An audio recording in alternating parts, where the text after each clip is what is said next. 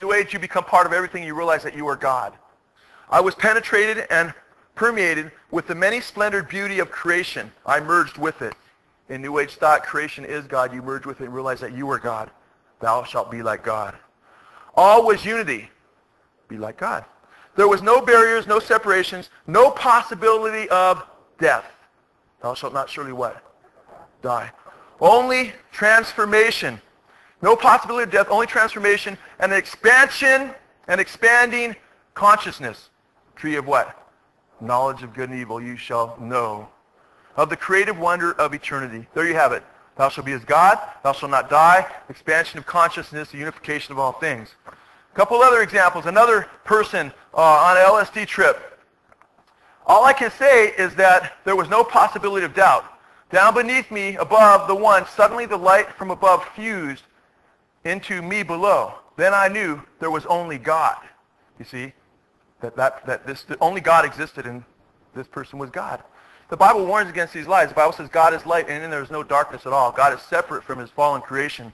Another example they give this is a 7-person, this guy Alfred is looking at 7 different people. And if you read their experiences, man, you see the same satanic lies. He says, this one says, I felt omnipotent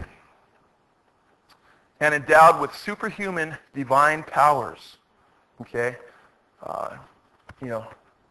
Omnipotent, all-powerful, having divine powers, godlike. I could give you example upon example of, we just read from Marilyn Ferguson where she says this is how people came to a New Age worldview. You can't overestimate it, she said. Through what? Drugs.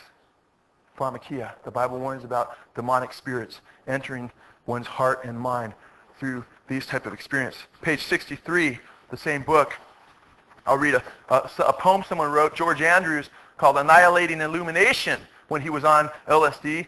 The heavenly heart awakens, the first beat tells the world's germ in the guts of God, or God in the guts of a germ. I am that I am. The same dance is everywhere. You see, this person is God. Okay? I am older than creation, older than all beings. The stars revolve within me. I voyage through inner space between my atoms. I take spaceships to different parts of my body. This is from the Psychedelic Review, printed in Psychedelic Reader, page 61. Now, Aldous Huxley, important to understand how he fits in. Huxley came along after after Crowley, before Leary, knew both of them, apparently. Aldous Huxley and Timothy Leary, conversation I'm taking right out of this book, Flashbacks by Timothy Leary. Listen to what he says, very important. One of the things that he said, Leary teaches, and I'm not quoting from here yet, I'll be quoting here from a minute, is Timothy Leary refers to the Beatles as the 4 evangelists for LSD. Leary says the Beatles album, Sgt. Pepper's Lonely Hearts Club Band, as we have seen, contains a picture, you have seen it, contains a picture of Crowley. Leary says the Beatles album has taken my place. The Beatles have taken my place. That late album, a complete celebration of LSD. Timothy Leary says of the Beatles, Sgt. Pepper's Lonely Hearts Club Band. Now, where did we start our study? The tree of knowledge of good and evil. Aldous Huxley wrote a book called The Doors of Perception. The Doors of Perception, meaning through using drugs, and he used mostly mescaline, you open up the doors of perception. You have an expansion of consciousness, of knowledge of good and evil. Now, he wrote the book, The Doors of Perception. That term first came from William Blake. Later, the Doors, the biggest rock band, we just looked at the biggest rock band for a moment there, out of England and of the world. The biggest rock band out of the United States in the 1960s was the Doors. Jim Morrison got his title, The Doors, from Aldous Huxley's book, The Doors of Perception, William Blake's poem originally. Now, listen to this. In his autobiography, he recounts how fellow psychedelic drug pusher Aldous Huxley encouraged him to enlist the cultural elite to propagate drug use. Okay? Huxley told Leary, man, you got to get the leaders in culture to push this movement. Let me quote these guys. Huxley, he recounts the conversation. Huxley says, work privately. Initiate artists, writers, poets, jazz musicians, elegant courtesans, painters, rich bohemians, and they'll initiate the intelligent rich. The obstacle to this, he goes on to say, to this evolution, Huxley says, Timothy, is the Bible. The Bible is our obstacle. Leary says, I don't remember any discussion of brain change drugs in the Bible. Huxley says, Timothy, have you forgotten the very first chapters of Genesis? Jehovah says to Adam and Eve, I built you this wonderful resort eastward of Eden. You can do anything you want except you are forbidden to eat the fruit of the tree of knowledge. Leary, the first controlled substances. Huxley, exactly. The Bible begins with food and drug prohibition.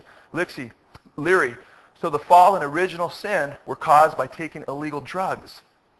Interesting. Some of this is done in tongue-in-cheek, but later on in the book, Leary says this, quote, we remembered Huxley's observation that the original sin was ingestion of a brain-changed fruit in the garden.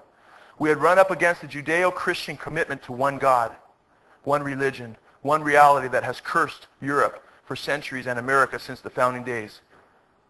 Drugs that open the mind to multiple realities inevitably lead to polytheistic view of the universe, a New Age worldview. We sensed that the time for a new humanism, a new humanist religion based on intelligent, good-natured pluralism and scientific paganism had arrived. Okay? Now, Francis King, by the way, in his book, Sexuality, Magic, and Perversion, points out that Aldous Huxley was turned on to peyote by Aleister Crowley in the 1920s. This all hooks together. In fact, Aldous Huxley spoke of drugs as a technique for helping individuals to get the most out of their transcendental experience and to make use of their insights into the other world, in the affairs of this world. And by the way, Jim Morrison, who named his rock group The Doors, he felt, according to the book No One Here Gets Out Alive, that his way had been paved through drugs and shamanism. Shamanism is contact with the spirit world. Okay? Now, it's interesting because rock stars now, you can put some of this together, they use drugs often to get songs, to get creative ability. Why? How? Now, in a mushroom or in a tab of LSD, there's no creative ability in that. In fact, did you know LSD, when it's outside, when it's not in the body anymore, it still affects the person? Because it's not the LSD, otherwise there would be a pathological connection. What kind of connection is it? It simply opens the person up, and if it leaves their body, they could still have hours of an experience still. They can even have what's called flashbacks, because what they've opened themselves up is to the psychic or demonic world. Are you following this? It's very important to understand. Sting, formerly of the Police, said, we'll probably get into drugs and Eastern mysticism to get our songs. In fact, some of us already are. That's from Cream Magazine, July, August 1982, page 32. Sting, by the way, was also influenced by Aleister Crowley. The manager of Aerosmith, Tim Collins, who presently manages them, unless he just stopped recently, as of a year ago he did, who manages the band Aerosmith, has stated, quote, if I had $1 for every time I heard musicians say that drugs help them get in touch with their creativity, I'd never have to work again. Okay? See, they're opening themselves up to the demonic world, and if you look at the lyrics of many popular songs and popular bands, from the Beatles onward, man, they're pushing many of them Eastern mysticism, sexual promiscuity, do what thou wilt, and so forth. They're being used as mere tools. I'll tell you what, I'll quote from Alpert. I just got a couple quotes. I'm going to bypass these real quick. Alpert talks about how hallucinogens help creativity. Leary talks about how these drugs open people to creativity and open up their creativity. It goes on and on. If you want to get those quotes, because I want to move on to some heavier stuff, get the book. I hope to have out sometime.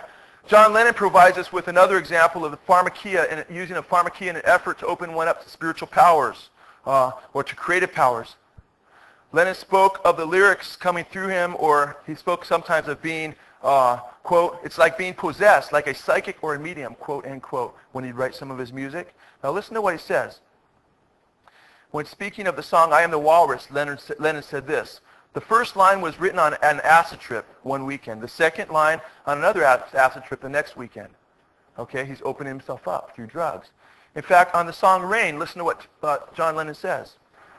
The first backwards tape of any record anywhere, before Hendrix, before The Who, and he goes on to use some bad language. I got home from the studio